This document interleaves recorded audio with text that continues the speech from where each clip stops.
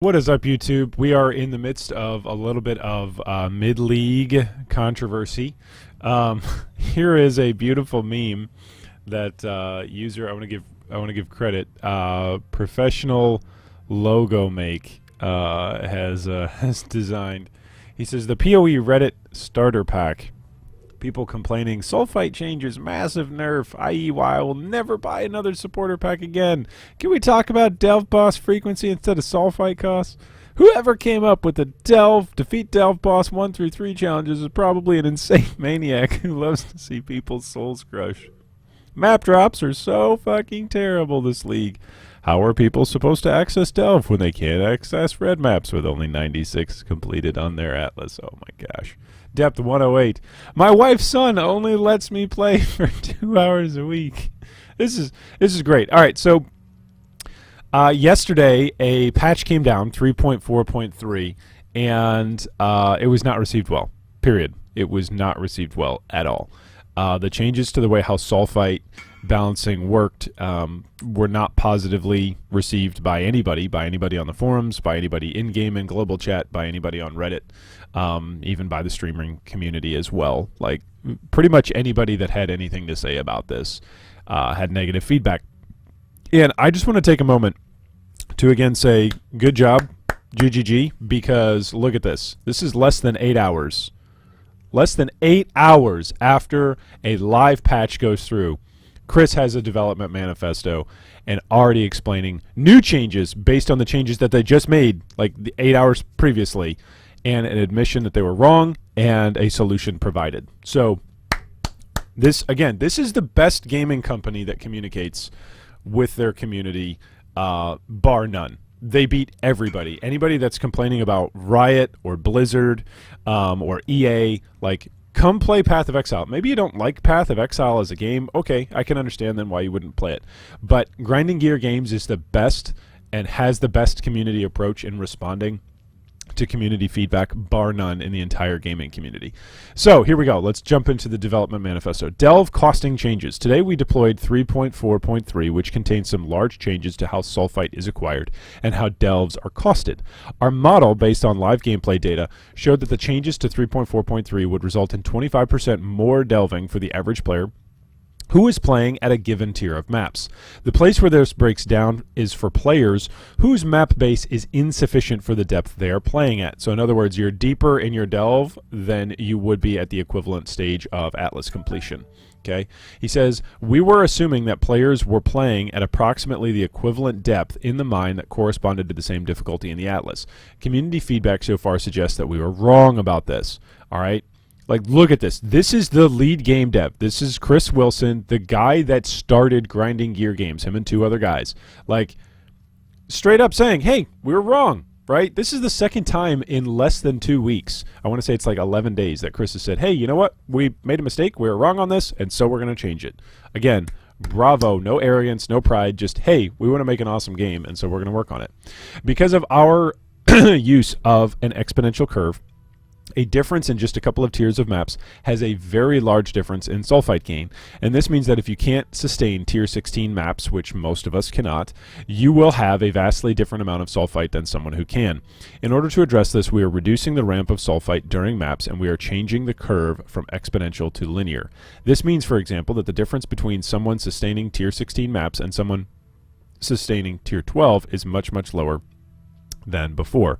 The largest capacity upgrade is now 18,000 Sulphite versus 30,000 before.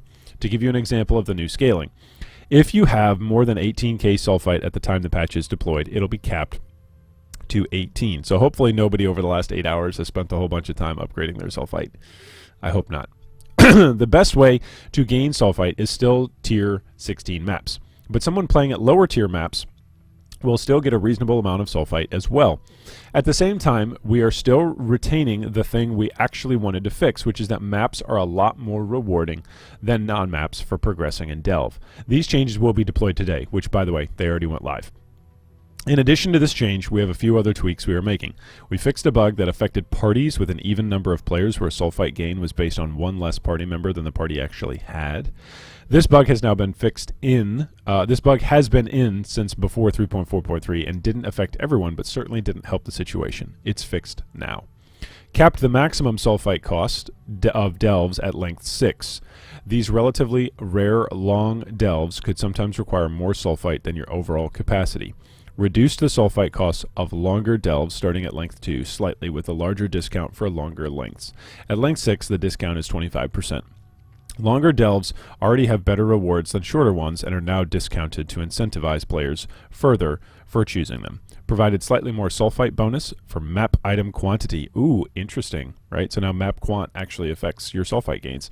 This is only a small change, but after this update, map item quantity will have more effect on sulfite gain, more noticeable in higher maps posted by Chris.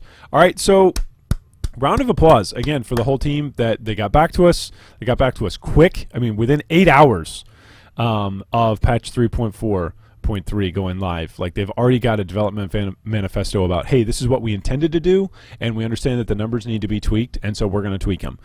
So those of you that are still experiencing changes and difficulty in delving versus mapping, I have 2 quick things for you. First off, what's your map completion percentage at? That is always my question for newer players and even for veteran players who say, I can't sustain maps, I'm not making any money. Well, if you've got like 80 completion on your Atlas, that's not good enough. If you've got like 110 completion on your Atlas, that's not good enough to sustain maps. If you've got 130, like, you're getting close, but you're still not there. Probably in between 140 to 150 is where you want to be at for sustaining an Atlas and for sustaining higher tier maps. Now, if you're going for a shaped Atlas strategy, and you've got one particular map that you want to farm in particular, and it's going to be tier 14 or below, then sure, you can probably get away with around 140, 145 because you're going to uncomplete a bunch of maps in that particular tier, because that's why you're running a shaped atlas. So that's the first thing. So if you're doing that, make sure, whether or not you're running a shaped atlas or not, make sure that you're at the highest possible map completion percentage, because that is the thing that affects the map drop chance on your atlas, is your atlas completion percentage. So that's the first thing. The second thing is, as you're doing delves, make sure like that you are taking advantage of longer delves. So the longer the gap between one spot on your delve and another spot on your delve, generally speaking, not always, but generally speaking, the more rewarding the zone is, like the more boxes the zone will have. So I'm not sure how many players are aware of this, but the longer the delve is, the better rewards in the zone, whether that's an azurite mine, whether that's currency, whether that's gems, whether that's items. Generally speaking, the longer the length between point A to point B in the particular delve that you choose, the better drops.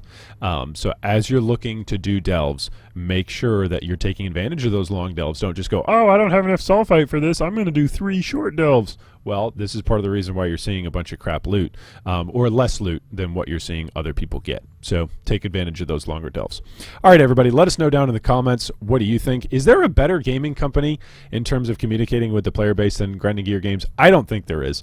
Anyway, leave us a comment down below if you think of anybody better, and tell us who you think is the worst gaming company in terms of communicating with players. I think it's Riot, because Riot has just changed the way how they do everything over the last 3 to 4 years, really.